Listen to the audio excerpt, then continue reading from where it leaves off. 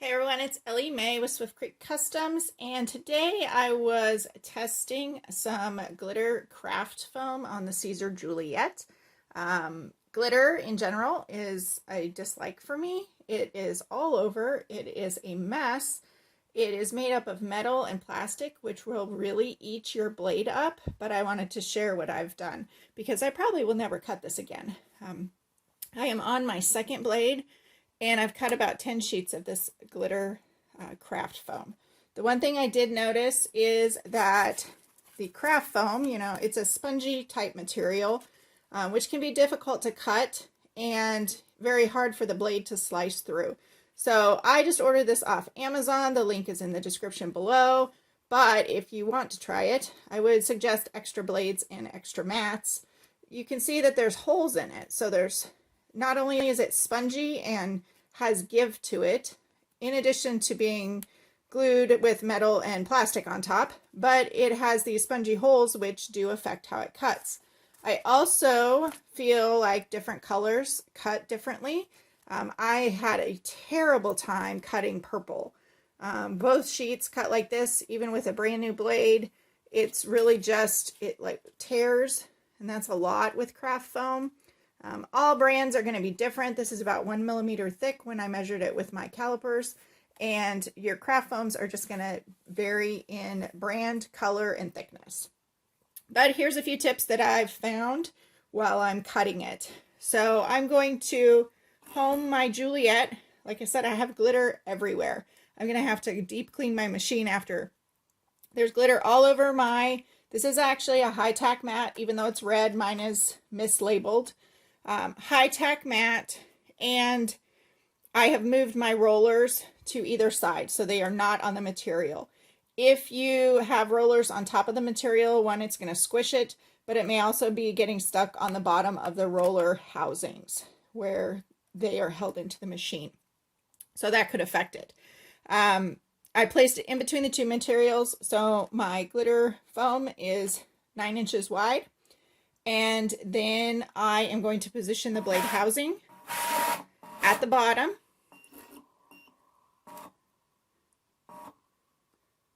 And send it to cut. Now, cut settings are going to vary by your material. Test cutting is the only way. I measured my blade against the thickness of the material. I can show that here. So I just have, it's going to be very difficult to see on the camera. I measured it against the thickness of the craft foam that I am using. We'll see. It'll kind of pick it up. You just want it to be able to barely break through. And then I put it in, and I actually started with a force of 100, not cut with the first cut, but every cut after that I've had to increase the force. So the last one I did was at 140. Now I'm going to increase the force to 160. This is my second blade that I'm doing, and I've only cut about 10 sheets of this. So glitter is just, it eats blades. So keep that in mind. So I'm going to show you a screenshot of the design I'm cutting. And then I am going to send this to cut, and we're going to cross our fingers and see how she does.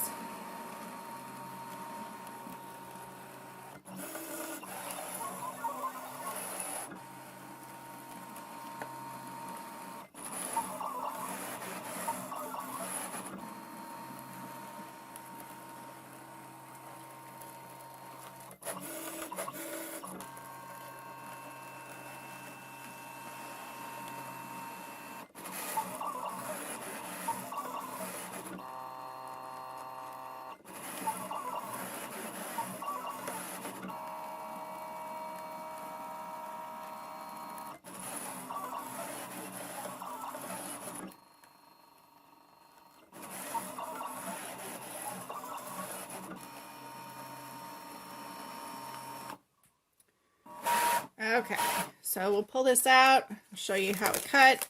So it cut, there's a few little hangs. Like I said, and this one didn't cut all the way.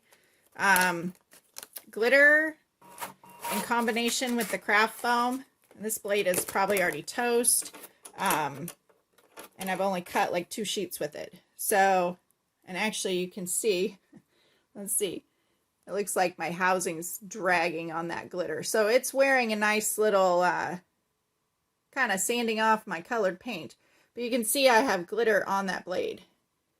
So that's not helping anything.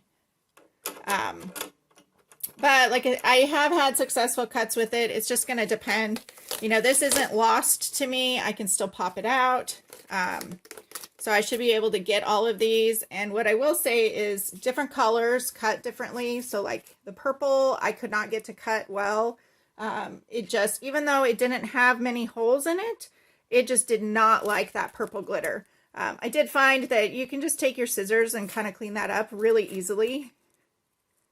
So you can just get those burrs off. And for the project that I'm doing, I'll show you a photo here at the end, but you're not going to really even notice those little burrs that come off. So you can see if you just look at the composition of this between the sponge of it, and then you have that layer of metal and plastic glitter. It's just a very difficult thing to cut no matter what machine you're cutting it with. And glitter's just going to eat your blades. I probably won't cut this again. I wanted to do this project because I saw it on Pinterest, of course, and it'll probably be a one and done for me. And then I'll just give this glitter craft foam to my kids. They can use it on their crappy scissors and we'll call it good. But here is a photo of the finished project. And here are almost all of them. The first one I didn't photograph just because it had a lot of hot glue on it. And of course, your first one is always not the greatest looking in most cases. So you can see there's some edges there I need to clean up. And some of my angels have a little bit of lopsided wings. But for the most part, the more I did, the better they turned out. So this one, you can really see the purple has some lopsided wings. But blue turned out, and it looks to be my favorite. These were the colors I cut, and then my son pointed out while I was editing photos that they have smiley faces on them due to the lights in my studio when I was photographing them. Here are some of the supplies that I used, and those are all linked in the description below. If you have any questions, let me know in the comments below and we'll get those. And then I have one last shot for you. Since I mentioned the eyes, now you can watch as those eyes follow you as the angel spins around. I had to show my son that. Thanks for watching. Make sure to like and subscribe to be notified of future content, and I hope you get to be creative today.